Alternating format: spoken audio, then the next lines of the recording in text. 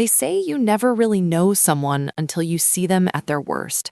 But what happens when you realize the person you trusted most has been your worst enemy all along? My name is Denise, and for 17 years, I lived in a prison I didn't even know existed. A prison built with love, decorated with promises, and locked with manipulation. Today, I'm going to tell you how I finally broke free. It started when I was 19 years old, fresh out of community college with dreams bigger than my small Atlanta apartment. I met him at a church revival, Brother Malcolm Davis. He was 32, a youth minister with a smile that could light up a room and a voice that made you believe every word he said. When he looked at me, I felt seen for the first time in my life. My mother had died when I was 16, and my father, well, he drowned his grief in a bottle and never came back up. I was living with my grandmother, working 2 jobs, just trying to survive. Malcolm represented stability, safety, a future. He courted me the old-fashioned way. Flowers every Sunday, long walks after evening service. He quoted scripture and talked about building a family rooted in faith. Within 6 months, we were married in a small ceremony at the church. I wore my mother's dress, altered to fit me. I thought I was the luckiest woman alive. The first year was beautiful. We moved into a modest house on the east side. Malcolm got promoted to senior youth pastor. I started working at the church's daycare center. We attended Bible study every Wednesday, service every Sunday.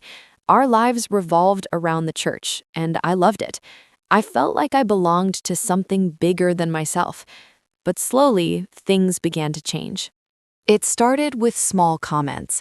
"That skirt is a little short, don't you think? We need to set an example. Maybe you shouldn't spend so much time with Sister Karen. She's a gossip. I think it's best if you quit your job. A pastor's wife should be available to serve the congregation." I didn't question it. In fact, I felt honored that he cared so much about our testimony. So I quit the daycare. I stopped wearing makeup. I cut my hair because he said long hair was too sensual. I distanced myself from my friends because he said they were worldly influences. By year 3, I had no friends outside the church, no income of my own, no identity separate from being Malcolm's wife. He controlled everything: what I wore, where I went, who I talked to, what I ate. He said it was biblical submission, that God ordained men to lead and women to follow. He would quote Ephesians and Colossians, twisting scripture to fit his narrative. And I believed him because I didn't know any better. The emotional abuse escalated. He'd criticize me in front of church members, disguising it as loving correction. He'd give me the silent treatment for days if I questioned him. He'd threaten to leave me, saying no other man would want a woman as broken and damaged as me. I started having panic attacks, anxiety that made my chest feel like it was caving in. I'd wake up at 3 a.m., heart racing, feeling like I couldn't breathe. But I couldn't tell anyone because Malcolm said mental health issues were a sign of weak faith. The physical abuse started in year 7. A shove during an argument, a grip on my arm that left bruises, a slap across my face when I talked back. Each time, he'd cry and apologize, saying the devil was attacking our marriage and we needed to pray harder. So we'd pray, and I'd forgive him, over and over again. 17 years. That's how long I stayed. 17 years of walking on eggshells. 17 years of making excuses. 17 years of believing I deserved this because I wasn't godly enough, submissive enough, perfect enough. The turning point came on a Tuesday morning in March.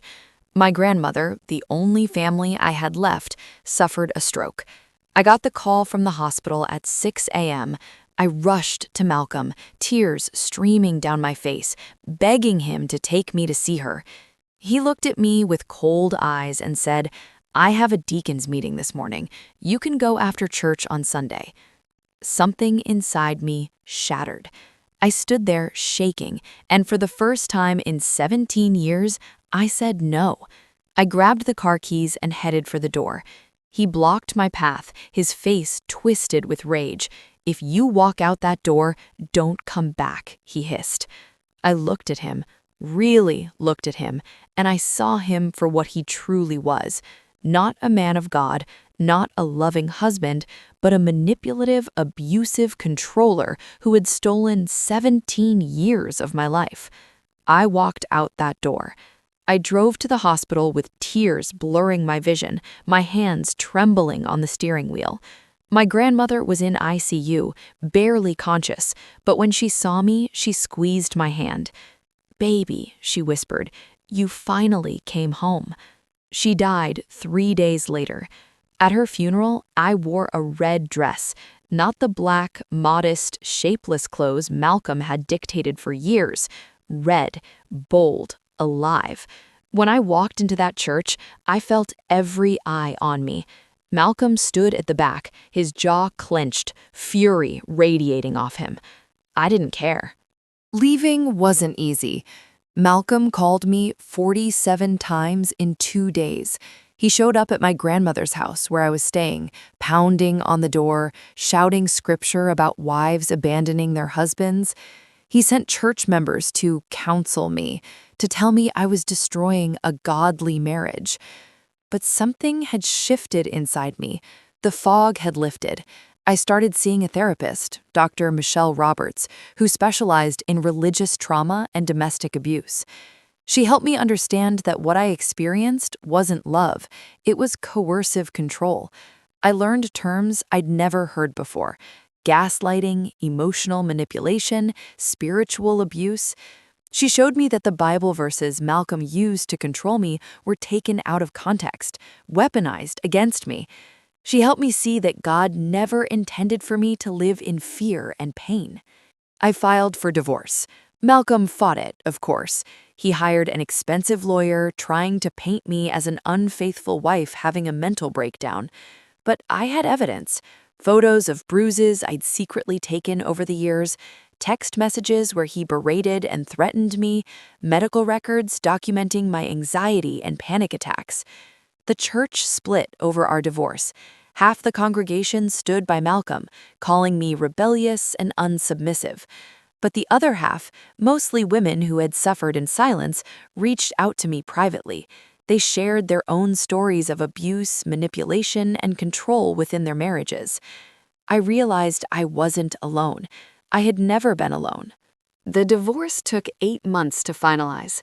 8 months of legal battles, character assassination, and emotional warfare. But on a cold January morning, I walked out of that courthouse a free woman. I stood on the courthouse steps, breathing in the crisp air, and I felt something I hadn't felt in 17 years: hope. Rebuilding my life was terrifying. I was 36 years old with no career, no savings, and no idea who I was outside of being Malcolm's wife. But I was determined to find out. I went back to school, earning a degree in social work. I got a job at a women's shelter, helping other survivors escape abusive relationships. I reconnected with old friends I'd abandoned years ago. I started going to therapy regularly, peeling back layers of trauma and learning to love myself again. I cut my hair short because I wanted to, not because someone told me to. I wore bright colors and red lipstick. I laughed loudly in public without worrying about being too much. I discovered I loved dancing, painting, and long walks by the river. I learned that healing isn't linear. Some days I felt strong and empowered. Other days I cried in the shower, grieving the 17 years I'd lost. But slowly, day by day, I reclaimed my life. Today, I run a nonprofit organization that helps women escape religious abuse and domestic violence. I speak at conferences and churches, educating communities about the warning signs of coercive control. I've written a book sharing my story, and the messages I receive from women who found the courage to leave because of it make every painful moment worth it. Malcolm, he remarried within a year, a 22-year-old woman from the congregation. I pray for her. I pray she finds her voice sooner than I found mine. As for me, I'm finally free. Free from the prison of manipulation, free from the cage of fear, free to be the woman God created me to be, not the one Malcolm tried to mold me into. It took 17 years of pain, but I finally broke free. And if you're listening to this, living in your own prison, feeling trapped and hopeless, know this: freedom is possible. You are not too broken. You are not too damaged. You are not alone. Your cage has a key, and you're holding it. It's time to unlock the door and walk into the light. My name is Denise, and this is my story of 17 years in pain and how I finally broke free.